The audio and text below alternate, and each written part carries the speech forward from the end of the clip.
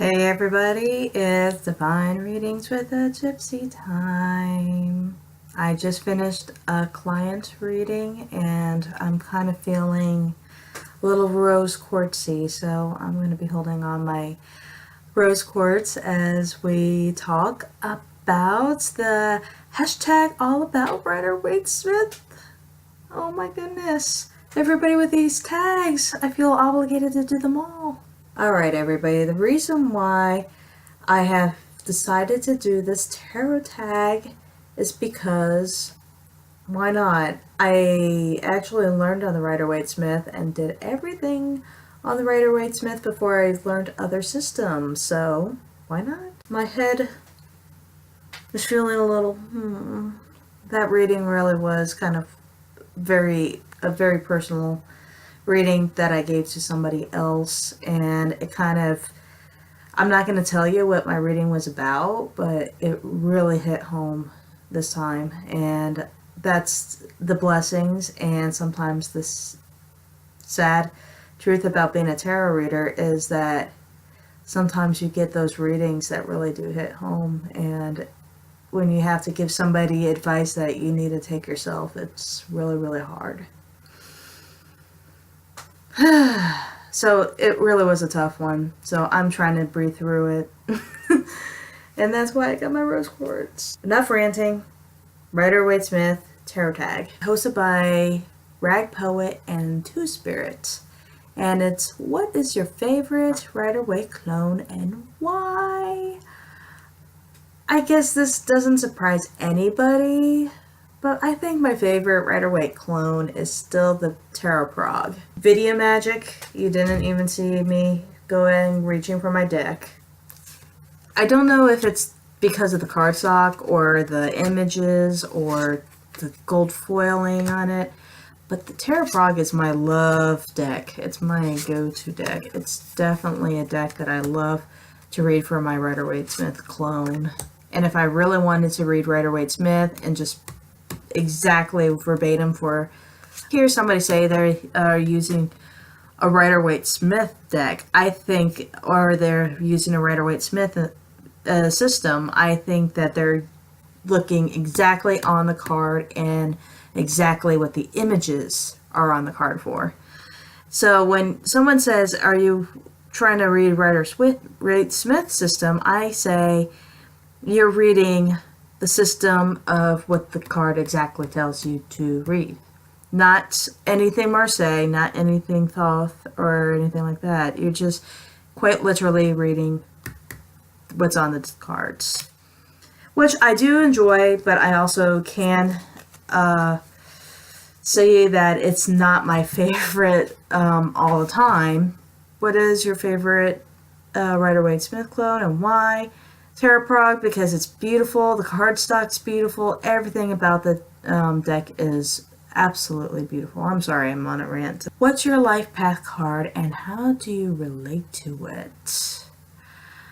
And if you don't know how to get your life path number, add your full date of birth, your month number, and your date number. And I know what my life path number is on the top of my head, because I'm into the numerology as well. And my life path number is is 8, and my card is the Strength or the Justice card. I have to say that I relate to Justice more than Strength when it comes to card do you relate to, and for me I think it's because I have a big moral backbone of what is right and wrong, more than what I think I could tough through a situation. I can tough through a situation, but I definitely have a more of a moral sense of what is right and wrong, if that makes sense. I don't know if that makes sense at all. Your favorite major and your favorite minor. My favorite major card is definitely the Emperor card, but it has nothing to do with the artwork on the card. It has to do everything with that. I more resonate with as an Aries, and the Emperor is a symbol to me of what an Aries is and what an Aries should be. And my favorite minor card actually has to be, I don't know, I've always resonated with like the Two of Swords. I have always, every single tarot deck, every single cards, I just see her balancing on that rock, or balancing and having the swords just crossing her chest, and it's beautiful. There's something beautiful to it, to me. I've seen that Two of Swords.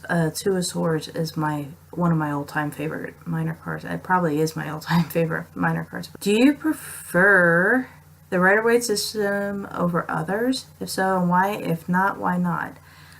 I like the Marseille system the most.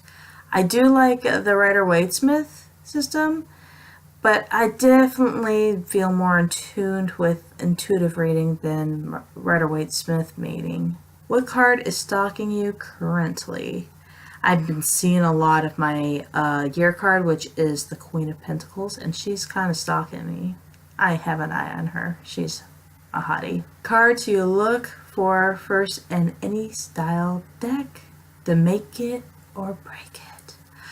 This is actually a very good question, and I kind of dodged it in my Arwen tag. The cards that would really make it or break it for me is, for an example, I think it has to have a really good Judgment card. Has to have a halfway decent Sun card, but I'm not picky on it. I really do care about the Emperor card, but most decks has a sucky Emperor card anyway, so it's not like a huge loss. Death card for me and a lot of people. I love a really good Dramatic Tower. The only thing in my favorite deck, the Prague deck, is I really like a good Hangman. I guess for me, when you really boil down to it, okay, before I go through the whole deck, when you really boil down to it, I have to have most of them, at least 75% of the majors to be good. What I mean by good is I feel like the artwork has to resonate.